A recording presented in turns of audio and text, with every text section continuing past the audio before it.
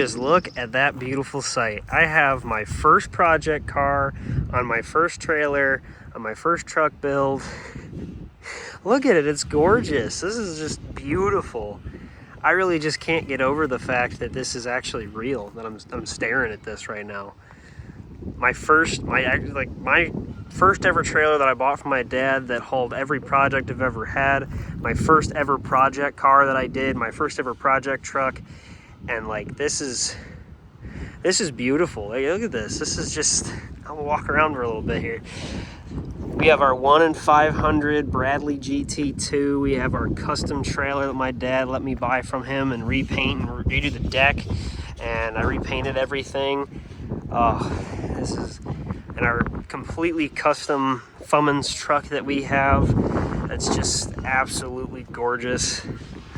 I really just can't describe on how happy I am about this right now, and just how lucky I am with this. I don't even know how to really describe that. Most people don't even get one of these, and I have 2 beautiful custom vehicles that most people will never have in their entire life. And I have them in Alaska, of all the places that are probably going to ruin these things. But right now they're absolutely gorgeous. They're sitting on pavement, and that won't be happening all summer long.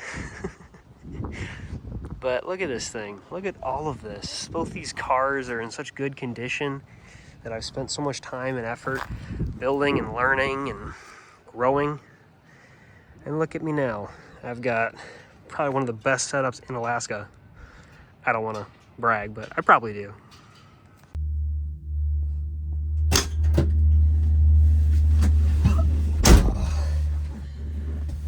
All right, welcome back to Absurd Automotive. Today we're gonna be heading out to one of my favorite pizza places in Alaska. It is actually on the airport too, so we get to see a lot of cool planes and stuff. So it should be super exciting.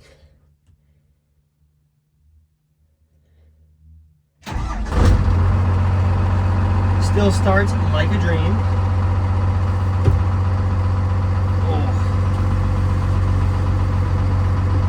It's a beautiful Alaskan day out here.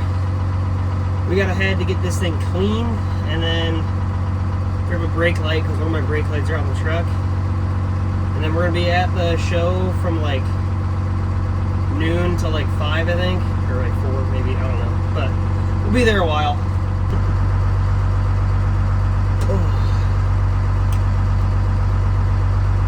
This place is also super cool. Like I said, it's one of my favorite pizza places in Alaska, which I'm a big pizza fan because I'm originally from New York, and New York had great pizza. Alaska, you gotta work on your pizza situation. But these guys are a wood stove cooked pizza, and it's just, it's so good. And it's probably one of my favorite places in Alaska to get pizza. And again, it's right on the airport where all the little planes are, so we get to see a lot of like small little planes and stuff, which is super cool. And being in Alaska, there's a lot of cool older planes that you don't get to see a lot of other places. And another cool fact is that I'm trying to work on my pilot's license, and we are right next to the place where I'm actually trying to get my pilot's license. I don't think we're gonna fly today at all because obviously I have this, and this is a very expensive setup. I won't be able to mess with it, so we probably won't fly today at all. But hopefully maybe one day I'll make a video about how I'm gonna be flying or whatever else. And this is so cool. To have my setup that I drove up here 2 years ago that was in shambles. Like if you watch my old videos of me driving up here to Alaska, this thing was in literal shambles. And now I'm so grateful because finally I'm done with this. Like I'm done with my project truck, I'm done with my car, my trailer's done, and I have a functioning setup now. And I always want to film more, but with it being broken all the time and I have to fix it, it's always a problem. But now that everything's functioning, it's good, it's painted, like everything's done, I'm gonna be able to focus on content a lot more. So that's really, really exciting. All right, there we go. We're all set up at the car show. I unloaded Eva, got her all set up, the truck set up. Just throwing it in there. Get out, talk to some people. So pretty cool little setup. And then there's the airport, all the planes. We got the control tower right here. It's pretty neat. I would love to own my own airport one day, hopefully. It's kind of the kind of the goal.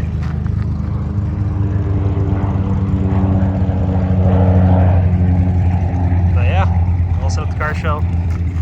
Pretty nice looking setup. I still gotta finish the truck, but it's pretty close to being done. Beautiful classic cars. Classic bikes, trucks, Mustangs. And then there's those two things way over there. It's such an oddball setup. Some planes in the background. Hey, we got some pizza. We got some planes. We got our beautiful cars. My beautiful wife over there. It's been a good day today. All right, so we're at the East Ramp Car Show. I got both my truck and car out here, and my gentleman that came up and said hi, we have this beautiful Bricklin, which a lot of people confuse this. I don't know if you watched my last car show video, but someone actually came up to me and asked me if this was a Bricklin. Bricklin, right? Bricklin. But Bradley and the Bricklin next to each other. I mean, just look at them. They're so cool, and they kind of... This one does have pop-up headlights, but it's vacuum, and he has to keep it running to keep them up, but they're relatively, like, kind of the same layout, just different dimensions. It's so neat. It's so different. My car versus his. The back window. His engine's in the front. He's actually got a 351 Windsor in it, but a lot more room in there too. With the side windows and all that, I can see why people mix these cars up. It's kind of cool though. All right, and with these cars, I want to tell a little bit of a story. So these ones here, the Bricklins, were made in Canada, and there was about 2,900 of these cars ever made, as far as I know. It was talking to the guy that owns this thing, and it's about 2,900 cars ever made, and it's pretty rare car. This one's about 500 of these ever made, and it's a little kit car. So they're two really neat little fiberglass cars like this. And it is so cool to see them next to each other. I get this mistaken for a Bricklin all the time. So it's super cool to see these two cars next to each other. And that little Bricklin's got a 351 in it, 351 Windsor.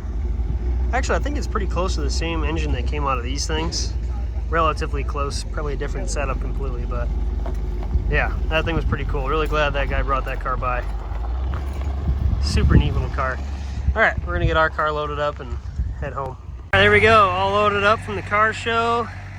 All the beautiful planes in the background. Yeah, here we go. Big old Miracle and Eva, Fummins and the Bradley. Looking pretty good, I think. There was a lot of people interested in the trucks, and the truck and the car for both different reasons. It was really cool seeing the Bricklin next to the Bradley.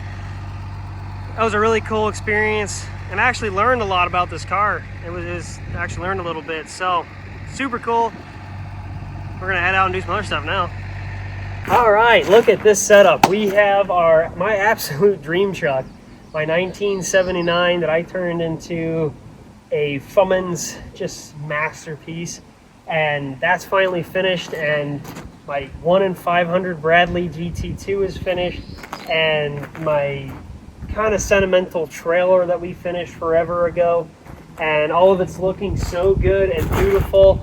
And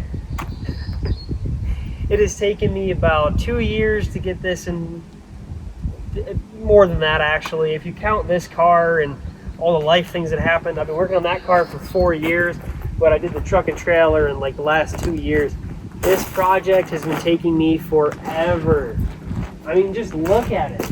Look at all the beauty in the metal and the fiberglass and in the wood, and just it's really dirty right now because I just got back from driving around and doing stuff. But just look at how beautiful this setup is. I don't think I'm ever going to be able to own something like this ever again. I mean, this is a real big honor and like privilege to have my first ever project car on my first ever project trailer, called by my first ever project truck. Not many people can say that they have that, and all have it look so good too. Like, all of it's done and it looks amazing. Would you look at that? To have this setup to be done with it and to have it look this good. I mean, look at the trailer. It looks beautiful. The car looks beautiful. The truck looks beautiful. Oh, goodness. To have all that at such a young age and to have it done in such a short amount of time, it's ridiculous. I mean, just look at it. So shiny, and even with this dirty, like it's pretty dirty if you get up nice and close. Nice and dirty, but it's just so beautiful, and I really just can't stop staring at it. It's really, truly amazing that I have all this at such a young age and have it all so nice. And obviously I'm missing stuff, but like the tailgate and the winch on the truck and trailer, but little things compared to the bigger picture. But to have this and drive it out to car shows and talk to people about this stuff is really something cool. All right, I just want to say thank you guys for watching. I always appreciate it. This thing has been such a long process, and to be able to have this in Alaska, of all places, you know? Like, look at that. There's the Alaskan pipeline and my entire setup. The truck, the car, and the trailer that I all rebuilt here in Alaska. It's such a privilege, and I just want to say thank you to everyone that helped me along the way getting this set up to where it is.